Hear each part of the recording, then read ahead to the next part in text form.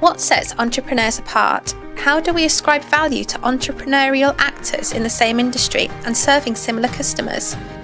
Who is better, Alipay or PayPal? Flipkart or Amazon? Gojek or Uber? We could use criteria such as revenue, number of employees and geographical reach. However, these are transitory. The average life of firms is sharply falling. Revenue, size and reach can vanish fairly quickly. 36% of all registered companies closed down in India in 2018, and the figures are similar in other developing and emerging economies. Analyse what causes the death of firms and what sets one apart from the other, and you will find that factor is innovation. Who is solving a problem better? Who is delivering more value to customers? Who is doing something so well and differently that it becomes nearly impossible for other players to copy? It is a fact, when you are innovative, others would try and imitate you with impunity, and there won't be much you could do to stop them. The only option then is to be constantly innovative. Don't be anxious. Doing innovation right and doing the right innovation is the most fun part in starting up and doing business. Hi, Ali. Hello, Punita. Is it not true that doing innovation in developing and emerging economies is a lot harder due to a host of infrastructural and institutional problems? If you believe that innovation is only what happens at Bell Labs, NASA, Sony with big budget research and development projects and an army of scientists in white lab coats, then yes. But you'd be, let's say, misinformed. Innovation is simply the transformation of a creative idea or an invention into a solution that is better than what was available in the past, and that generates new value. Now, better here means making solutions cheaper, more accessible, more user-friendly, more reliable, more aesthetically pleasing, better in some way. So taking a solution such as a washing machine with 50 different functions and a big price tag and making it more basic with just 4 or 5 functions and adapting it to wash vegetables rather than clothes is also innovation. Why? Because for who you want to sell it to, which might be rural farmers, let's say, your vegetable washing machine is now a better solution than washing vegetables by hand. But surely you can't deny that doing innovation in developing and emerging economies is just harder. I've been involved in startup activity in Pakistan, and Punita, you were in India. We do know that there are structural problems in developing countries, such as inequitable access to venture finance, maybe government corruption, difficult to find and hire the right staff, and even electricity. I recently heard a Nigerian entrepreneur make the claim that about 70% of the operating cost in his dry cleaning business was diesel because of numerous electricity outages. But having said this, we know that innovation is known to benefit from environmental volatility and stresses. Naturally, if that volatility hits a breaking point, such as a catastrophic conflict or a natural disaster, then that is different. A good level of volatility shakes things up, creates a need for innovation. If everything is stable with no fluctuations occurring, then why innovate? What's the point? Why bother changing anything? We are making light bulbs. We have been making them for the past 20 years. Let's keep making the same light bulbs. Our business is protected by government guarantees.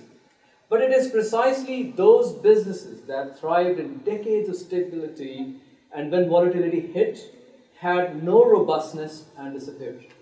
Think of the many airlines, DVD rental businesses, photo filmmakers, and mobile phone manufacturers. Where are they today? Developing countries, often thought to be unstable when it comes to their internal conditions, in a way provide a more fertile ground for doing innovation. Now, if we consider the case of Macapats, for example, from Uganda, and the work that Dr. Moses Musazi did in the area, it solves a problem in a much better way than any previous solutions. It meets the target users' criteria in terms of features and affordability. The product is supported by a good commercial model and generates revenue for innovators, really well-functioning organization. The fact that Maca pads are manufactured using locally available resources provides employment to impoverished refugees. They help improve girls' access to education, and they solve a pressing and actually a very humiliating social problem for women. Makes it both a frugal and a social innovation. You mentioned social and frugal innovation. What is the aim of social innovation? Social innovation is a very powerful concept. The idea that entrepreneurs can work alongside or independent of government to solve highly pronounced socioeconomic problems. They do this through the provision of solutions that are ultimately commercial. It's important to recognize social entrepreneurs make money. And in this way, social entrepreneurs and their social innovations are different to the work that NGOs or charity organizations do.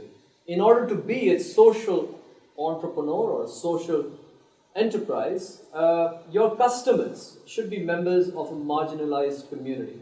For example, it could be people with disabilities whose needs for mobility equipment are unmet, or children born and raised in slums who do not have access to education or healthcare. The entrepreneur should have a solution that raises their quality of life and that which they can afford to pay for. Finally, the entrepreneur should ultimately make a profit, a part of which they should reinvest in the business to make it sustainable on an ongoing basis. Now, if you are a social enterprise and your disenfranchised customers are relying on you because they don't have any other form of support, then you can't afford to suddenly close shop and disappear on them. Okay? What would happen to them then?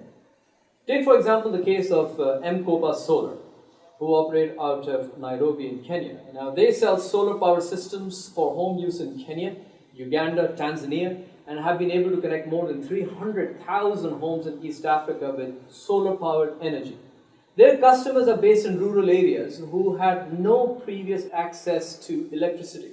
Now imagine in this day and age, like living without access to electricity, and 1 billion people around the world still don't.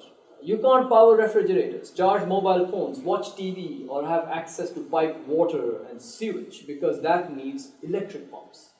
Now, if M-Kopa were to suddenly disappear, go off grid, so to say, tomorrow because of a lack of innovation or simply mismanagement, then who would maintain those solar power systems in those 300,000 homes? What would happen to them and their investment? They don't have a choice but to innovate, social entrepreneurs. They have to stay ahead of the game and constantly reinvest their profits in M-Kopa to ensure that it remains sustainable. Otherwise, they might end up inadvertently doing more harm than good. Yeah. So in some ways, running a social enterprise is harder because there is greater social accountability. Entrepreneurs from developing and emerging economies are often accused of taking shortcuts when innovating, as in they don't have any structured or formal processes in place.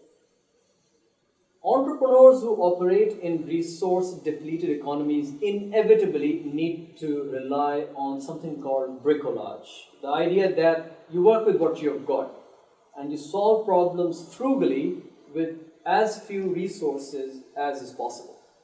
This is the hack mentality, and it's labeled jugaad in the subcontinent. When we hear the word hack, we think of dangerous cyber criminals and other online actors. Now, it is true that hackers are quite innovative, using dark innovation to exploit weaknesses in systems that designers often overlook. Beyond the world of computing, we see dark innovators in sports, inmates in prisons who fashion very effective weapons using toothbrushes and shaving razors, and even some students who choose to find very innovative ways to cheat in exams or beat plagiarism detection software. Now, the hack mentality is important when solutions need to work despite the lack of mains electric power, or, for example, users' lack of literacy and technological know-how. You need the hack mentality when the solution must be affordable for the most impoverished, solves a social problem, not be reliant on sophisticated mass manufacturing technology, and it should be easy to maintain and repair. Now, if you have all of these criteria, then you do need the hack mentality. Now, as a result of Jugaad, a new or improved solution that uses the minimum amount of resources is created, which reduces purchasing costs for people. Now, consider the neo-nurture device. In developing countries, infant mortality rates are very high. A lot of premature babies die because they're, not kept in incubators. But baby incubators are difficult to get. They are hugely expensive, they require electricity and can break down quite easily. Now, frugal innovators use car spare parts to create one baby incubator for developing countries. They sealed car headlights and supplied the warmth through those headlights. They used dashboard fans for filtration and air circulation and door chimes which sounded alarms. The device could be powered via a standard motorcycle battery.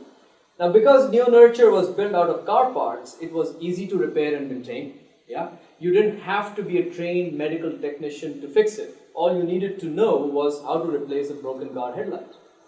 So we can learn a lot in industrialized nations from developing country entrepreneurs' hack mentality, because the approach is fundamentally about frugality. It solves problems more efficiently as it relies on renewable resources and locally available material and labor. What are some of the key innovation strategies that developing country entrepreneurs could use? The environment for setting up and doing business in developing countries differs greatly from industrialized economies. Hence, the approaches too need to differ. Most enterprises will not have the resources to invest in risky technology and engineering-based research projects and take the route of intellectual property development. Even in industrialized countries, with the best models and significant investments in research and development, only 1 in 10 R&D projects ever reach the marketplace. 1 in 10. The rest fail at a huge cost. So even here in industrialized countries, a radical rethinking is needed. I'll mention 2 strategies for driving innovation in developing countries. The first is to innovate around the technology. In a developing country, the innovations come not from the product technology, the 3D printer or the tablet PC or laser cutting machines, but they come from the elements of the business that enable the delivery of the 3D printer, the tablet PC or the laser cutting machine. Now, these could be things such as logistics, how you deliver it, or distribution, how you stock and get it into the customer's hands. It could be finance, how you price it, the terms on which your customers pay for it. And the second thing is to look around the world for good ideas. Now, because of wider global connectivity and the availability of information, developing country entrepreneurs can now search for potential solutions from around the world. Now, I'm not at all saying that solutions be simply copied. That never works anyway. But rather to adopt and adapt parts of an idea, practice a solution in use successfully elsewhere, and then to recombine it new and interesting ways to solve customer problems. Now think about a company called Cemex from Mexico. They're a giant cement manufacturer. Now by innovating around the technology, they ensure deliveries to customers within a 20-minute window, whereas its competitors operate within a 3-hour window. Now how can they do deliveries so quickly? Now in Mexico, building contractors would often change their orders at the last minute, with very erratic ordering behavior. They could ask for more or less cement or ask for delivery at a later time. So this caused a lot of haphazard ordering, which ultimately led to administrative problems. Now obviously customers cannot be expected to change their ordering behavior. Cemex had to think about how best they could design a system that accounted for this unpredictability. They did 2 things. First, they decreased turnaround time. Cemex equipped its fleet of concrete mixer trucks with GPS trackers. Now back at their office, they knew where each truck was and how far it was from customers and who was closest to potential customers. This was valuable real-time information for them. But where did they get this idea from? They got it from a 9/11 call center that they saw in Houston, United States.